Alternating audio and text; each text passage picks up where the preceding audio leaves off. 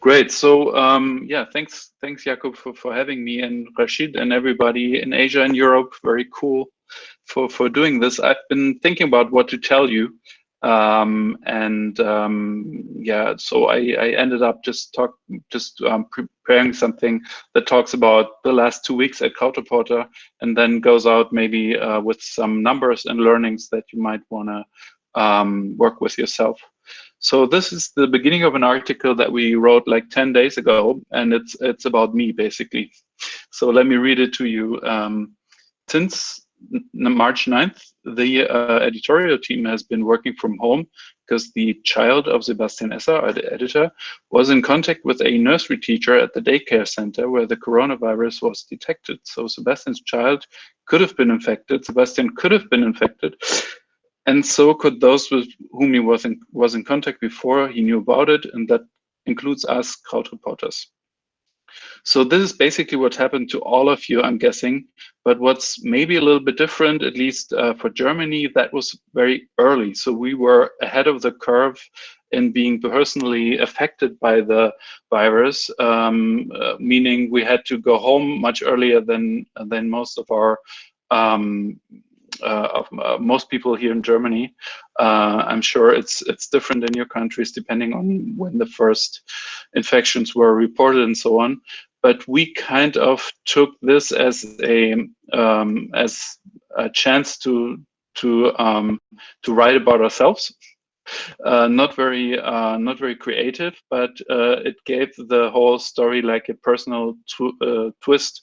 So in the end, our health reporter Silke came up with this article that's read "What to do in case of corona suspicion." So what do I do? So it's a service piece, and the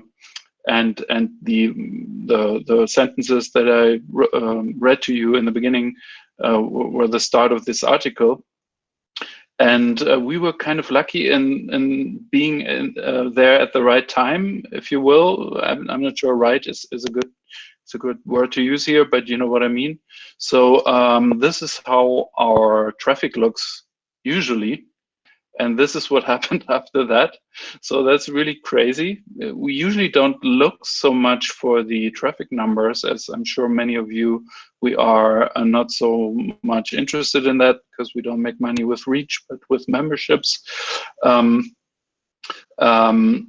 So this happened also partly because we decided not to paywall any of our corona reporting. So all of this content around the virus and everything that is kind of corona related is not behind a paywall at Krautreporter at the moment, which is really sad. You know, I'm also responsible for the business side of things.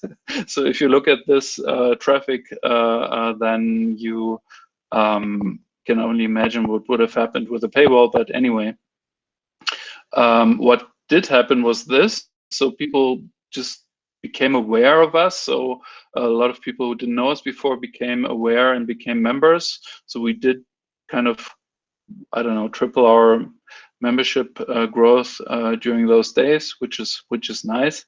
But one problem that I'm interested in hearing from any of you is how could we switch our whole business model from kind of a freemium, from a hard paywall to a freemium model.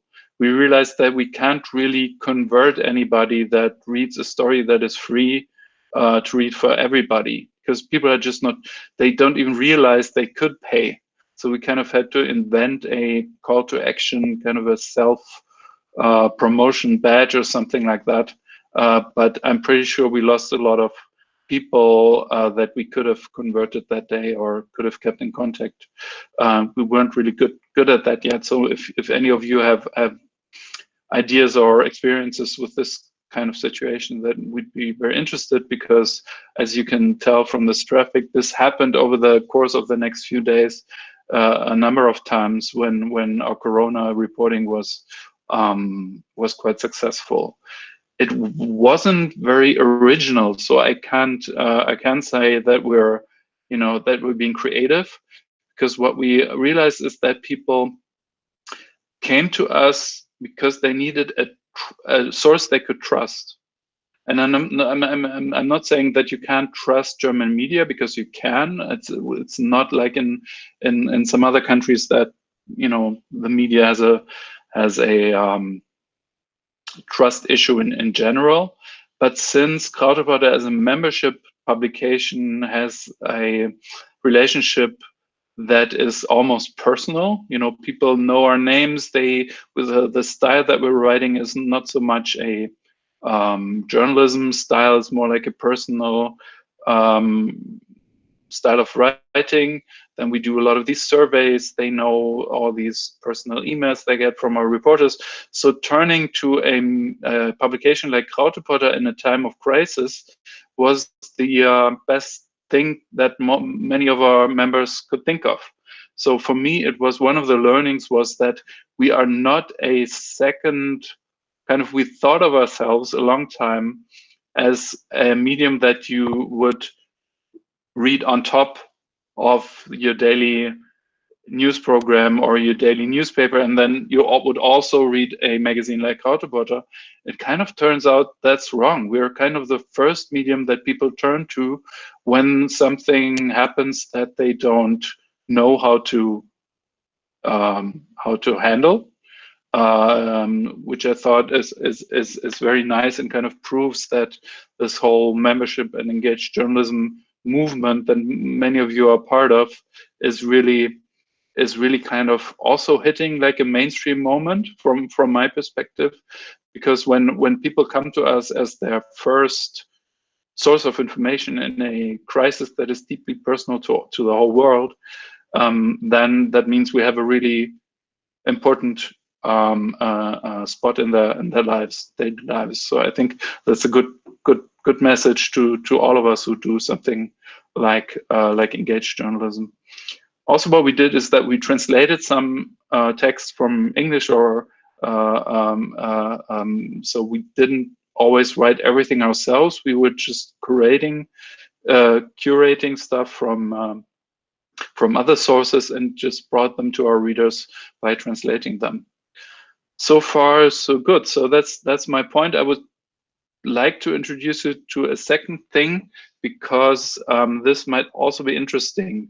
I heard this morning when I switched into the Asia part of this conference that a lot of, or at least that some of the membership funded publications have trouble maintaining their members and winning new members, while at the same time also losing the ad revenue.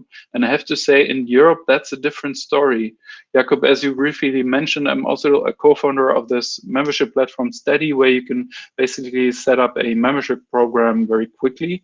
And I want to show you what happened to our numbers. And our numbers, I should say, is the revenue change of the publications that use Steady as a tool. So just some of them here, magazines, blogs, podcasts, almost 700 of them right now. So the aggregate revenue numbers from the last 2 weeks look like that. So that's these are our growth rates from February and January, the purple and blue line. Then the dotted line is our goal, which would be a 5% growth. And green is what happened since 10 days ago, when Corona really hit Germany, where most of our customers are at the moment. So we basically doubled our growth, and we're going to hit like 10% this month, which is unheard of, and has to, almost everything of that has to do with Corona. So it's a perfect time to sell memberships, also to start a membership program, because some publications did in the last 10 days, and they were hugely successful. For example, this magazine called Galdam from the UK, they just started yesterday and are already quite successful. I'm not supposed to say the numbers, I'm afraid.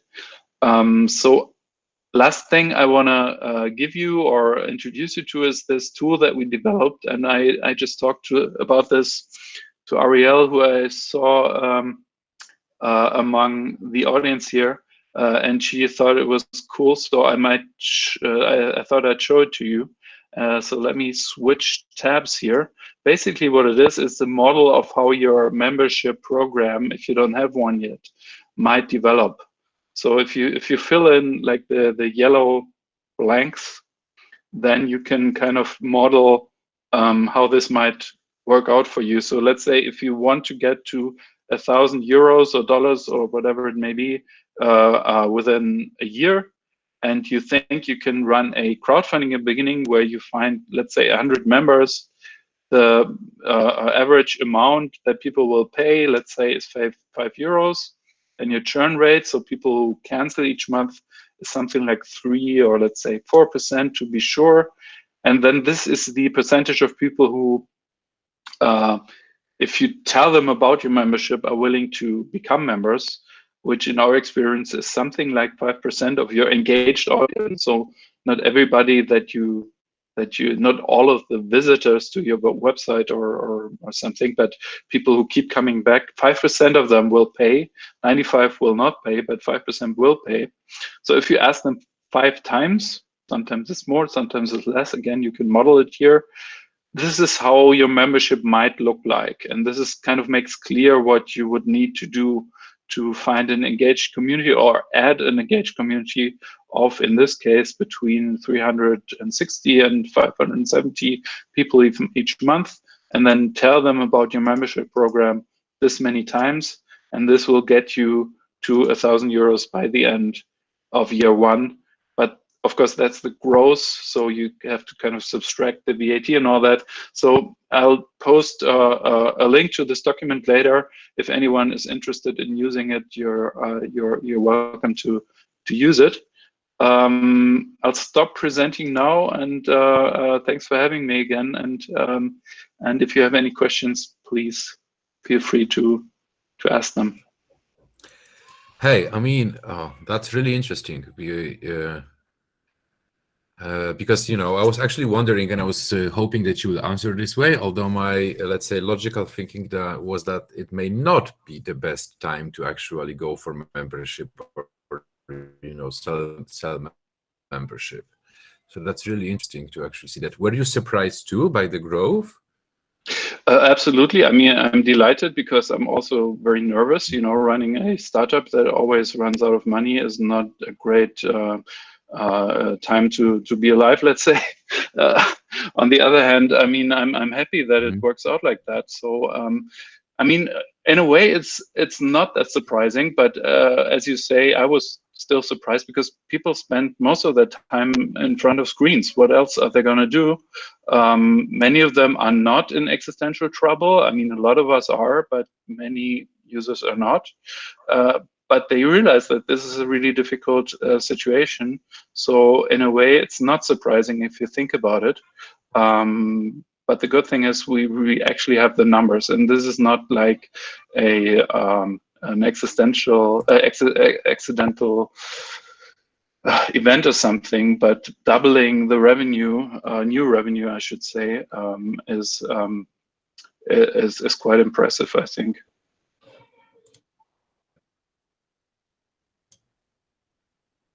Okay, one question I had from Ariel here in the chat. She was asking, when you were showing the slide with the yellow bars, she was asking, was it, sorry, I have to find it, was it traffic or member signups, if I'm correct? This graph of yellow bars is number of new members in a day or numbers of visitors to your site? Oh, which one? Let me go back to this thing. All right. So, I mean, again, I'll share this link so you can just add it and try it out. So this is basically the number of times. I'm thinking she was referring to this number. I'm guessing. I don't know. No, it's not the pricing sheet, Sebastian. It was yeah, it was early on in the presentation when you were talking about Krautreporter's traffic specifically. I was just trying to tell the difference between two of the graphs. Yeah, yeah. One was actually the traffic. So let me show you. That's the traffic. That's Chartbeat, right? Mm-hmm. By the way, don't quote me, but we used Chartbeat because they went so low with the prices, knowing that we couldn't be a customer otherwise. You know, may pay out to talk to them, but don't quote me. I swore to never tell anyone. Anyway, so we do look at Chartbeat just to see what's happening on our site, and this is what did happen. And you can just tell by seeing how low these numbers are what usually our traffic is. It's not it's not anything like this. This was actually like 1,000 times our usual traffic, and the explanation for that was that people saved us on Pocket, so we were suggested in Pocket as an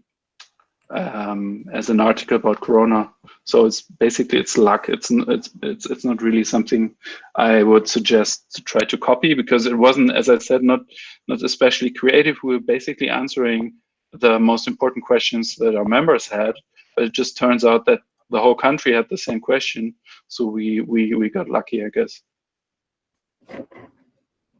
Cool, Ariel, because I see your mic on, you have some questions as a membership guru for Sebastian? I don't know if I would call myself a membership guru. I'm learning from people like Sebastian who share their data very, very openly. I didn't have any specific questions at the moment. It was interesting to hear you talk about the way that you're thinking about calls to action and how you haven't necessarily had to do them as much before, because without a paywall, the types of people that are sort of coming to the site and getting the membership ask are different. Have you seen anything work in particular since you took down your paywall and had to sort of change the way you're discussing membership, especially maybe people who are coming to you for the first time? They're like different from the types of readers you're often getting. Honestly, we are in the process of just building the infrastructure. So, for example, we weren't able to kind of A/B test calls to actions, right? So we're building that right now, because just to see what the kind of the promise is that we have to give to people who never came to our site. I mean, what's really important, what we realized is that people understand how membership works. Because when they come to an article like that without a paywall, they don't realize that there's actually the possibility to pay, right? So you kind of have to introduce them to the idea you might want to pay something even though you don't have to. They know what a paywall is. They know what reach and kind of ad-driven media is, but it's not necessarily clear that they may be able to pay even if they wanted to. Right. So in the beginning, we didn't have any call to action on this article, and it didn't convert at all. So we added just like a sentence of, Krautreporter is a membership funded media. We don't run ads, so please, become a member. And that started to bring in the first conversions, and we kind of worked on the wording a little bit, but everything very unprofessional, I have to say, since as I said, we don't have this situation. Usually members share our stories, and then people who are kind of already introduced to the idea, also through our product and stuff, convert. But this is a new situation where we kind of need to grow through reach and eyeballs. Thanks, Sebastian. I also dropped in the chat News Revenue Hub's tips for calls to action. Most of their clients don't have paywalls, so they're navigating what you've been talking about. And I dropped it in the chat for anyone here that's curious. They said I could share it. Oh, awesome. Yeah, cool. Thank you. Sebastian, Rishad here. Hi, Rishad. Hey, how's it going? Pretty well. It must be late at where you are. It certainly is. But this is fascinating stuff. I have a question here from Nadia, who says, please tell us about offline activities to deepen engagement of the community. We hosted offline meetings and hope it works. Can you comment on that? Yeah, I'm not the best person to speak about this because it's not in our culture so far. We're actually working on this at the moment with the help of the Membership Puzzle Project and Ariel, where we host kind of a dialogue between older and younger people, having conversations about their experiences in Eastern Germany. But there are many other membership-driven publications that are, very experienced with this. I think for Tortoise in the UK, this is basically the whole point, having these what they call think-ins with their members. It's really cool to meet these people, right? It's cool for them. It's cool for you as reporters. So it's a great thing, but I'm not the best person to talk about it. I mean, we are a cooperative, so we meet our cooperative members, which are kind of our shareholders, once a year, hundreds of them, and that's a great way of connecting with your base. Yeah, but I would refer you to Tortoise or even Ariel for hints of how this is best done. Yeah, thanks for commenting in there, Ariel. She says that Decatur Revista has a lot of great experience with this.